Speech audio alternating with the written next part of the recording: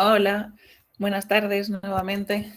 Muy bien, pues sí, ahora vamos a seguir con la clase de introducción al SIG, como un primer panorama que nos ayude a entender un poco qué es y cuáles son los potenciales y sobre todo los potenciales en los temas, ¿no?, más de gestión urbana nuestros que vamos tratando. Vale, vamos a compartir, a ver si lo hago todo bien hoy también. Lo voy a hacer con pantalla, que me ha estado funcionando mejor. Si hay cualquier error o algo, me dices, Ana, para evitar situaciones. Vale.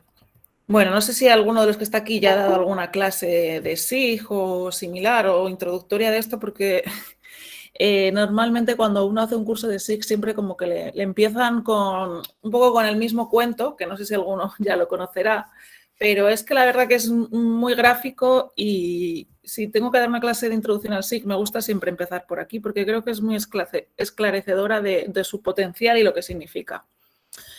Hay un personaje que se llama Jon Snow, que no es el de Juego de Tronos, es otro, era un médico del siglo XIX que habitaba cerca del barrio de Soho, en Londres. Y ahí en 1854, en el transcurso de una semana, de pronto murieron en este barrio, que tiene menos de medio kilómetro cuadrado, 700 personas en una semana. Claro, esto alertó a todas las instituciones y este médico que vivía cerca del barrio se puso a investigar a ver qué estaba sucediendo, ¿no? Y cogió todos los registros que había de defunciones de los hospitales y con ayuda de un párroco de la zona, pues fueron entrevistándose también con la gente y ubicando sobre el mapa del barrio todos los puntos de donde vivían la gente que había fallecido. Y junto, que serían como los puntos que vemos aquí de colores en la derecha, ¿no? Y en ese mismo mapa ubicó las bombas de agua de pozo que usaba la gente del barrio, que son esas chinchetas. Claro, al ver estas dos informaciones superpuestas, claro, podemos identificar rápidamente que casi todos los puntos se aproximan a una de las chinchetas en particular, ¿no? Qué casualidad. Entonces, él convenció, gracias a esta información, a las autoridades para que clausuraran ese pozo e investigaran qué estaba pasando en ese pozo. Y efectivamente estaba resultando ser el centro de la epidemia del cólera ese pozo. Ahí al lado vivía una señora con un niño que el niño fue como ese primer contagiado de cólera y lavaba las ropas y las sábanas y de todo del niño, y el agua iba al desagüe, que iba como a un pozo ciego que había debajo de la casa, que estaban en mal estado, y eso estaba contaminando ese pozo y contaminando a toda la gente de alrededor. Bueno, este personaje se le considera el padre de la epidemiología moderna, los tipos de estudios que se hacen ahora en epidemiología, y bueno, algunos también los consideran un poco el padre de los SIG, del sistema de información geográfica, que al final todo su potencial radica un poco en lo que ejemplifica este caso, ¿no? En poner lo que sucede donde sucede. Y eso es lo que significa la georreferenciación, que, bueno, en palabras un poquito más técnicas, ¿no?, es un posicionamiento espacial de una entidad en una localización geográfica bien definida. Claro, para definir algo bien, ¿qué necesitamos? Tener la referencia en base a qué lo estás midiendo, ¿no? Es decir, el sistema de coordenadas. Si estamos jugando al juego que conocemos, ¿no?, de hundir la flota, no sé si allí lo llaman igual, pero de hundir barquitos, ¿no? Y vas diciendo la letra y lo otro, pues bueno, claro, aquí tenemos un sistema de coordenadas claro que nos guía, ¿no?, que es la letra y el número del tablero, pero claro, en la Tierra, ¿cuál es ese sistema de coordenadas? Pues no hay uno solo, hay muchos. ¿Y cuál es el modelo? No es un tablero, es una forma que es más o menos una esfera, pero que no es una esfera, ¿no? Entonces, se basa todo el geoposicionamiento en base al sistema de coordenadas y lo que se denomina el datum. Que la Tierra, pues bueno, no es una esfera perfecta, ¿no? Como sabemos, está un poquito achatada por los polos y es más una especie de geoide. Pero claro, eso tiene una fórmula matemática que para poder calcular las coordenadas en base a eso, pues es muy complejo. Entonces se hacen aproximaciones de lo que se llaman elipsoides, que son como esas elipses que veis ahí en negrita punteada o naranjita, ¿no? Y no todos los países usan el mismo. Hay unos que usan de referencia uno local, como sería en este ejemplo el naranjita, porque hace que haya menos distorsión de medidas en su zona, que coincide mejor con la forma del geoide con la del elipsoide en su país, y a lo mejor esa hace que si usa el mismo otro país se le genere mucha deformación. Puede parecer pequeño, pero imaginaros en un catastro una diferencia así puede generar metros, ¿no? Entonces, bueno, los sistemas de referencia son fundamentales. Al final, el corazón de todos los sistemas de información geográfica es algo tan simple como poner lo que sucede donde sucede. Y para eso, sistemas de coordenadas y cuál es el modelo sobre el que estamos midiendo, ¿no?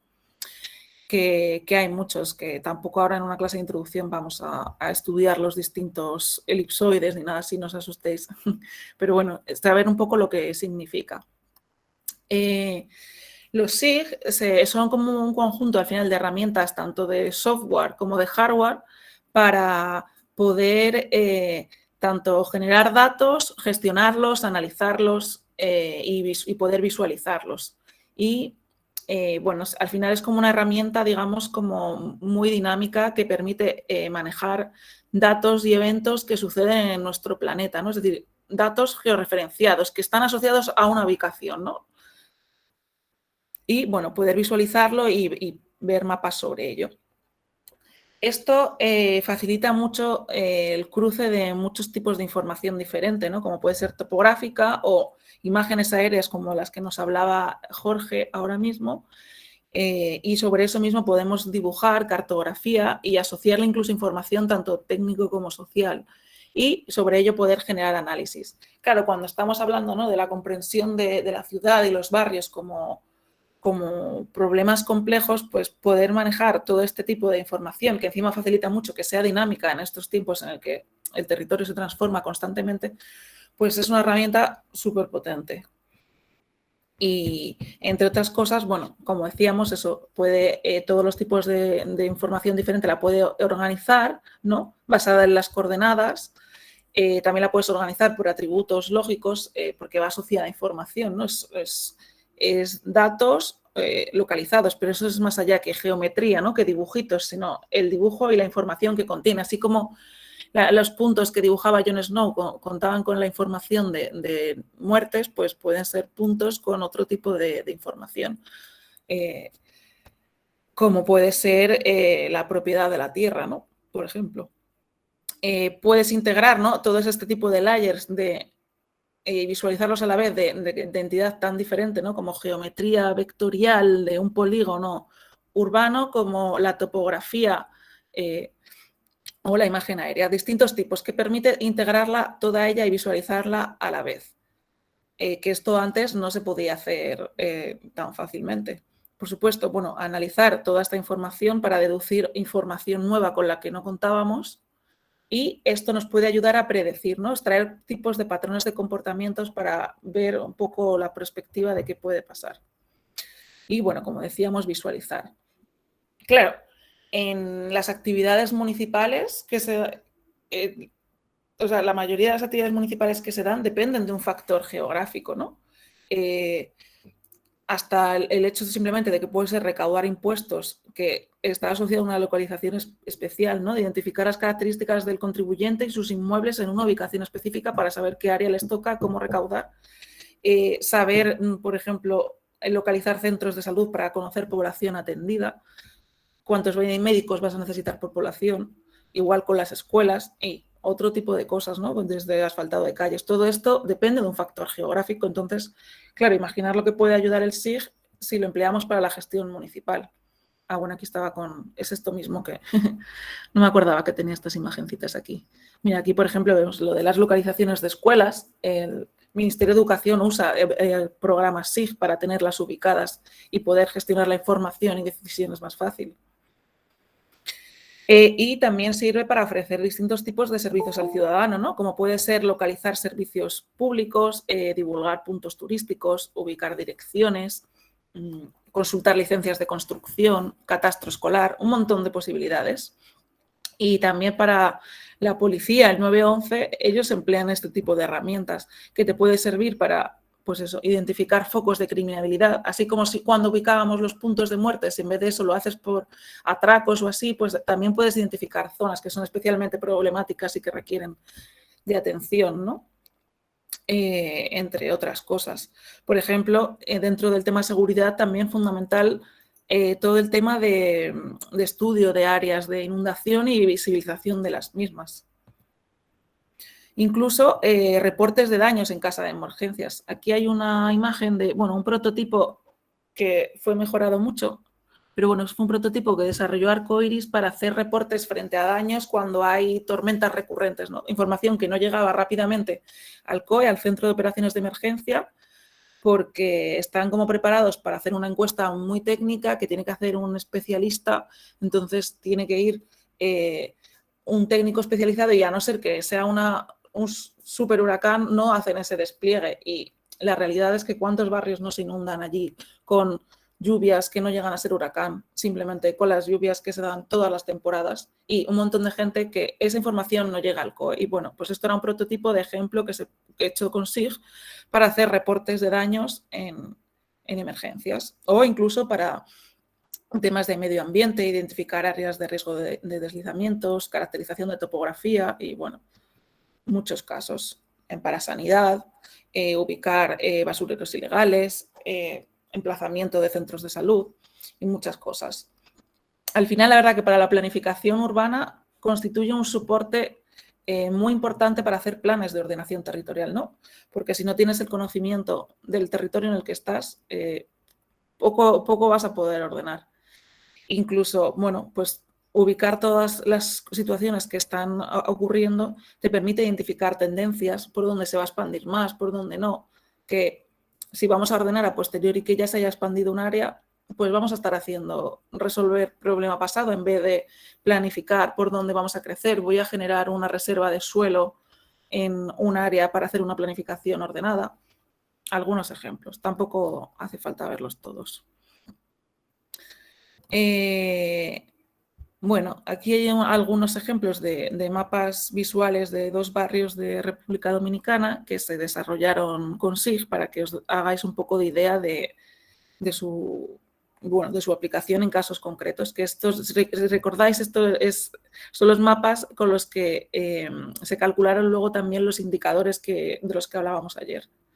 Entonces, bueno, esos cálculos tenían detrás también mapas desarrollados en SIG que permitían hacer los cálculos. Los mapas de inundación, de viario, de bastantes cosas. Vale, ¿qué tipo de información nos permite manejar los sistemas de información geográfica? Bueno, principalmente las podemos agrupar en 2 familias, ¿no? Que son 2 tipos de archivo diferente. Por un lado, los Safe Files, ¿vale? Que contienen información vectorial, ¿vale? Que normalmente los reconocéis porque van con un acabado .shp, así. Y se conforman de una forma geométrica más una tabla de atributos. Es lo que os decía, que no es simplemente la figura geométrica como... A ver, aquí hay muchos técnicos, imagino que hay muchos que habréis usado AutoCAD, ¿no?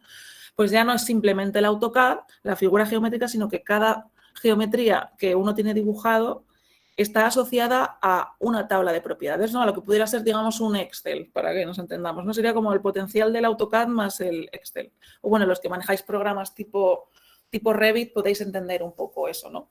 El tipo de información geográfica que además lleva contenido de información asociada. Y luego otro tipo de información que manejan los sistemas de información geográfica son los rasters, que esos son las imágenes que se componen de celdas o píxeles, ¿no? Entonces, mira, aquí podemos ver el ejemplo, ¿no? De cómo una misma calle se puede definir geométricamente por vectores, por líneas o por celdas, ¿no? En la cual, claro, cuando uno está lejos ve la línea, pero cuando te acercas son pequeños cuadritos, ¿no? Como se ve en esa imagen. Es los 2 tipos de información. Ahora, los tipo vectorial no es como en AutoCAD, digamos, que puedes dibujar sobre una misma capa todo tipo de geometría, sino que tú tienes que separar los shapefile por tipo de entidad. Vas a poder tener unos de tipo punto, por ejemplo, para dibujar pozos, puntos que representen edificios, farolas, cosas así. Y líneas, como para ríos, carreteras. Y luego están las de tipo área, como pueden ser los polígonos de una parcela, el polígono de un barrio, una ciudad, así, ¿vale? Pero cada uno tiene que funcionar por separado. O sea, tú los puedes cruzar visualmente todo lo que quieras, pero cada capa no puedes cruzar distintas geometrías. Y luego, bueno, los de tipo raster, que estos son como unos ejemplos, ¿no? Que con estos puedes gestionar desde topografía con los modelos digitales de elevaciones del terreno, que aunque es una información de una imagen plana raster, al final si cada celdita contiene el valor de su altura, con ello tú puedes modelar y visualizar, construir, digamos, el relieve, y desde ahí se puede sacar muchísimas informaciones. ¿Qué tipo de operaciones podemos hacer en los SIG con estos dos tipos de información, ¿no? Ya sea vectorial o raster? Pues hay muchas y yo quiero poneros algunos ejemplos para que os hagáis idea del potencial que podéis aplicar en vuestras labores en el territorio. Un ejemplo, aquí vemos un plano con todos los planteles educativos del país, ¿vale? Y superpuesto las áreas de inundación, una aproximación de áreas inundables del país. Una operación puede ser una simple consulta por ubicación. Al superponer dos entidades, que sería la de puntos de escuelas y la de áreas de polígonos de zonas inundables, podemos decirles, cógeme todos los planteles educativos que se encuentren que intersequen con el área de inundación. ¡Cling! Todos de golpe, y puedes hacer rápidamente incluso cálculos de qué porcentaje.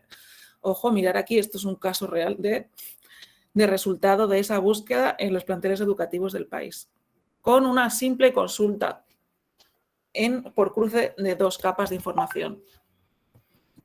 Otro ejemplo, se puede hacer cálculo a través de propiedades espaciales. Aquí, por ejemplo, tenéis un trocito de mapa de un barrio de Bellavista, en Jaina, ¿vale? Y simplemente podemos abrir su tabla de atributos. Recordáis lo que os decía, que cada geometría, en este caso los polígonos edificatorios, llevan asociados tablas de atributos, tablas de propiedades, que es como el Excel. Entonces, si abrimos esa, aquí vemos un ejemplo, ¿no? Y uno le puede poner información, tantas columnas como desee, ¿no? Por ejemplo, en qué barrio está, qué provincia, de qué uso es, si es residencial, comercial, y áreas, propiedades espaciales incluso que se calculen automáticas. ¿Cuál es su área? Tanto. Y si imaginaros que si ya lo cruzamos con, por ejemplo, con número de personas, pues puedes ver hasta qué tipo de nivel de hacinamiento tienen personas en cada vivienda, ¿no? Divides área entre personas, ¡pum! O edificabilidad, si tuvieras también el dato del área de la parcela, puedes hacer cálculos rápidos de edificabilidad. ¿Cuál es la superficie construida entre la superficie de parcela? Y ahí mismo puedes hacer una operación y te lo hace de corrido en todo, y lo ves muy rápido. Otro ejemplo aplicado, usando este mismo tipo de operaciones, ¿no? A partir de cálculo de propiedades espaciales. Pues eso mismo, en vez de edificios, por ejemplo, le haces un barrio con toda la población y todo el área, divides población entre área y tienes densidad poblacional, que si encima luego le dices, déjame visualizarlo, más oscuro el que tiene más densidad y menos densidad, pues mira, aquí vemos, nos ayuda a entender cómo se distribuye la población aquí, por ejemplo, en Bajos de Jaina. Vemos cómo hay un núcleo mucho más denso en torno a Villapenca, Bellavista y Villalisa, creo que es, y cómo ese constituye un poco como el núcleo. También permite hacer operaciones entre distintas capas, cruzar valores de distintas cosas, ¿no? Y esto es muy útil cuando hablamos de problemas complejos, ¿no? Como decíamos, y cosas que tienen como muchos componentes. Esto es un ejemplo en el mismo barrio de Bellavista, ¿vale? Para un cálculo de amenaza y vulnerabilidad. Después de combinar un montón de capas raster, en la cual cada raster contenía el valor numérico, ¿no? Cada celdita de, por ejemplo, proximidad a Cañada, valor de nivel que tuviera la vivienda, que tenía ya cruzado ahí, por ejemplo, el nivel de la materialidad, si estaba por debajo o por encima del nivel de calle, para saber si le iba a entrar más el agua o no. Bueno, un montón de cosas que había cruzadas, más de 30, y todas se fueron multiplicando para poder analizar y superponer como mucho tipo de información para analizar aspectos como vulnerabilidad y amenaza, para poder con ello calcular el riesgo. Otros tipos de análisis que se pueden hacer son los que se llaman de proximidad, ¿no? Tú puedes en base a puntos, establecer como lo que se llaman buffers, ¿no? Como áreas a tantos metros de la cañada, hazme una línea paralela. ¡Clac! Por ejemplo, aquí, a 15 metros de cañadas, márcamelo todo. Bueno, pues ya sabemos que esas áreas y todos los edificios que están cruzando esas áreas, pues ojito con las lluvias, ¿no? A lo mejor cuando vamos a hacer ya un levantamiento de daños de inundación, si tenemos este estudio previamente, sabemos específicamente por qué áreas empezar, ¿no? No hay que ir de ciegos y empezar de cero con este tipo de información. O aquí en Bajos de Jaina, por ejemplo, hay un buffer a industrias que manejan elementos tóxicos. Imaginaros si eso lo cruzamos con el número de enfermedades respiratorias. Pudiera darnos bastante información. También hay otro tipo de análisis que son las que se llaman análisis de redes, que es un poco para que os... Bueno, eso es muy fácil que lo imaginéis porque es un poco lo que os hace Google Maps, ¿no? Buscar la ruta más eficiente, que eso lo usan en muchos...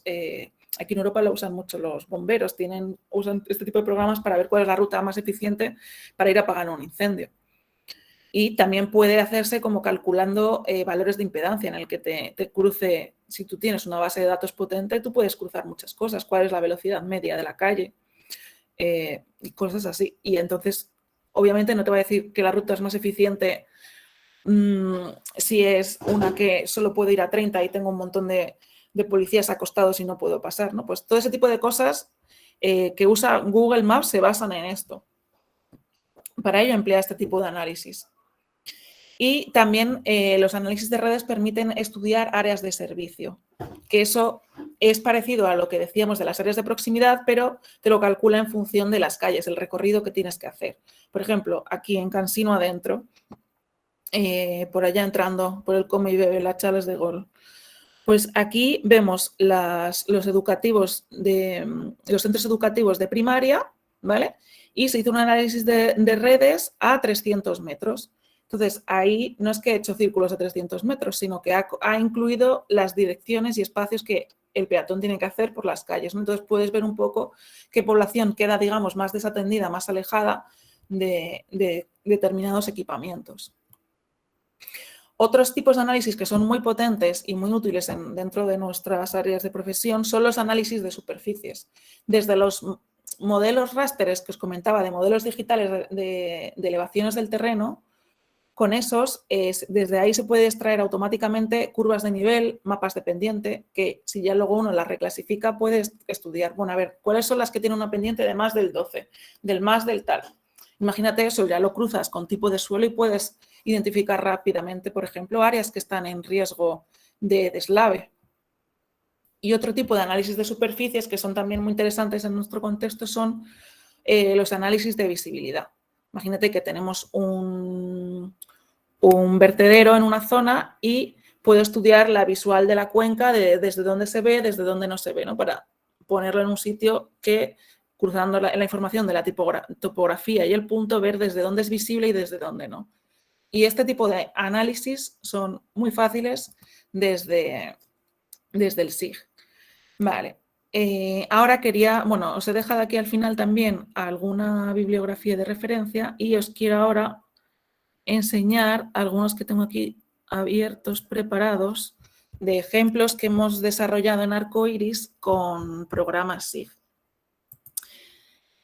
No sé si os acordáis de la clase de ayer de los indicadores, un poco, para hacer todos esos cálculos de indicadores, pues muchos valores eran base de viviendas, qué calles, qué casas tenían acceso a agua o no, número de letrinización y una serie de cosas que, claro, para haber podido llegar a toda esa medición de indicadores, ¿no?, que veíamos, pues hubo unos levantamientos muy fuertes detrás y que se pasaron a sistemas de información geográfica. Bueno, no es que se pasaran, se levantaron ya directamente con herramientas de encuestas como las que estáis rellenando vosotros para el curso que os pasa Ana Solís, con este tipo de herramientas que ya va asociada a georreferenciación. Entonces, con todo esto se facilitó muchísimo el cálculo de esos indicadores. Y imaginar que trabajáis en el ayuntamiento y tenéis que trabajar en un barrio. Imaginar este tipo de mapa tan potente, ¿no? Aquí, por ejemplo, está cruzado quién tiene baño, la ubicación de los baños y quién tiene letrina. Las áreas inundables, puedes cruzar los pozos y un montón de cosas que puedes cruzar o no, donde hay almacenamiento de agua, si es de cisterna. Bueno, claro, esto según la capacidad de levantamiento que se tenga, se puede llevar hasta el detalle más extremo que se quiera o depende de los fines, ¿no? Pero bueno, este es un poco el tipo de información que se puede llegar a gestionar. Incluso cruzar con, mira, cuál es el recorrido de la guagua. Bueno, pues es una información muy potente y que ya si encima también se pone en mapas públicos, la gente puede saber dónde coger la guagua o qué tipo de servicios tiene. Mira, aquí servicios donde tengo colmado, banca, taller, iglesia. A ver, límites de propiedad. Bueno, un poco eso. Esto lo hemos, normalmente cuando empezamos a trabajar en un lugar siempre intentamos tener esta base de información geográfica fuerte asociada además a datos de encuestas, ¿no? Que se van levantando casa a casa para hacer una línea de base, que de eso os hablaba Stephanie el otro día, cuando empezó a introducir ella también un poquito los indicadores, ¿no? Permiten y ayudan mucho a uno a saber qué sucede, dónde sucede y establecer líneas de base de modo que según vayamos actuando podamos revisar eso y ver realmente si estamos causando impacto, si no, qué está mejorando, qué está fallando. Aquí tenemos otro ejemplo en que desarrolló Arcoiris en la comunidad de la lista de una comunidad que se levantó entera en SIG antes de desarrollar un proyecto de saneamiento. Y aquí ya se ve también, se ha cruzado el proyecto, las redes de saneamiento que se iban introduciendo, ¿no? Mira, imagina, aquí hacemos un zoom, por ejemplo, y estas que eran letrinas, que las veis aquí, estas casetas marrones eran letrinas, y a todas esas se les metió este baño que veis ahí dibujado. Y claro, esto se puede cruzar con información, porque una cosa es el proyecto y la otra cosa es que incluso lo íbamos actualizando según iba avanzando la obra, ¿no? Y aquí podemos ver, por ejemplo, que las verdes ya están construidas con estos baños y podemos ver cómo va.